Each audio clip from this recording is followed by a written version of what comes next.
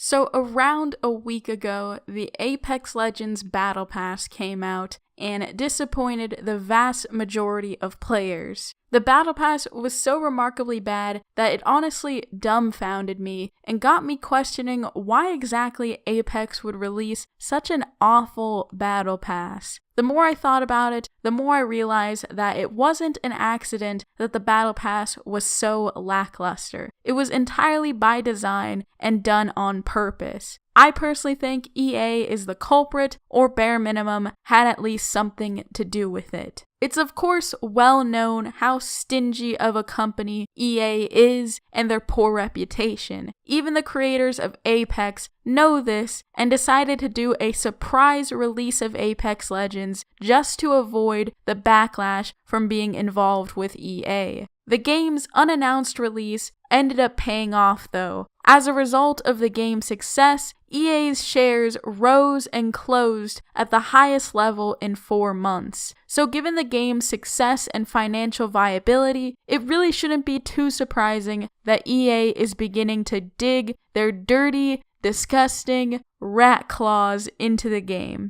Now you may be wondering, if EA is so greedy, why would they sabotage the Battle Pass? Wouldn't that lose them money? Now in the short term, yes, making the Battle Pass bad on purpose might lose them a couple customers. But if Apex Legends had made anything close to the type of Battle Pass people were hoping for, they would have lost a lot more money in the long run. Something important to consider is the fact that the Battle Pass only costs $10. Any cosmetic in the item shop for Apex Legends costs at least $20, and that's just the item shop. If you want to get one of the cool legendary skins, it's going to cost you a lot more. You can either take your chances and try to get it in an Apex pack and probably spend $100+, or you could try and unlock it with crafting metal. But just a warning, if you want to unlock a legendary item with crafting metal, it's going to cost you 1,200 crafting metal, which is going to cost you a lot of money. Since I'm a broke bitch and don't want to buy the Apex packs myself, I watched someone else open up 100 Apex packs, and I added up all of the crafting metal they got, and guess what?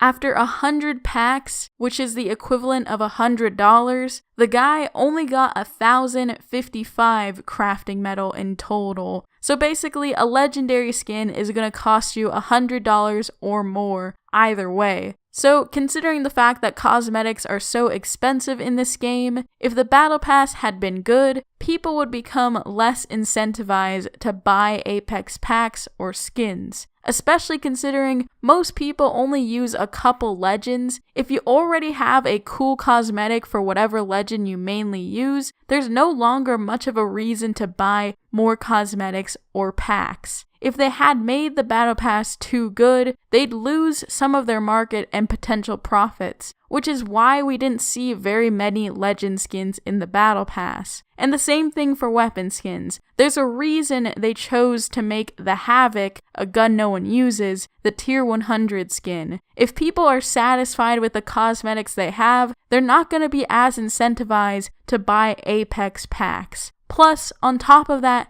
even though the Battle Pass was disappointing, the majority of players are gonna buy it regardless. The Battle Pass isn't just about the cosmetics themselves, it's also a progression system, and with the way gaming has become all about grinding, even players who hate the Battle Pass are gonna buy it just because they don't want to miss out on the season. Heck, even my hypocrite ass ended up buying the Battle Pass, even though I made a whole video ranting about how trash it was. Cause ultimately, I thought, it's just $10 and it's for a whole 90 days. I might as well just buy it, whatever. Plus, I get my money back, so there's really not that much of a harm. And I'm sure that's the mentality of a lot of Apex players. Plus, even if only half of the player base ends up buying the Battle Pass, which, heck, I don't even know how many people play the game right now, but last I heard, there's at least 25 million players, so even if only 10 million of those players buy the Battle Pass, that's still an easy $100 million for some shitty scrap-together cosmetics and items that overall just look like they took minimal effort. And that's not even including the people who buy tiers. So it's easy money regardless. Also, making the Battle Pass bad sets the bar low for the next season. It makes it so that they don't have to bring out actually good cosmetics on the Battle Pass until a while later, which buys them even more time to milk the market through Apex packs. This sort of business decision is sleazy, but not surprising given it's published by EA. Unfortunately though, I don't think this will be the only bad thing EA influences in Apex Legends, and I'm sure there's a lot more to come. The most we can do though is keep an eye out and hold EA and Apex Legends accountable. Unfortunately, I do think that EA is going to push the limits way too far when it comes to being stingy, and Apex Legends is going to suffer and be ruined as a result. I mean, ruining the first Battle Pass is already a big enough deal, I would say, but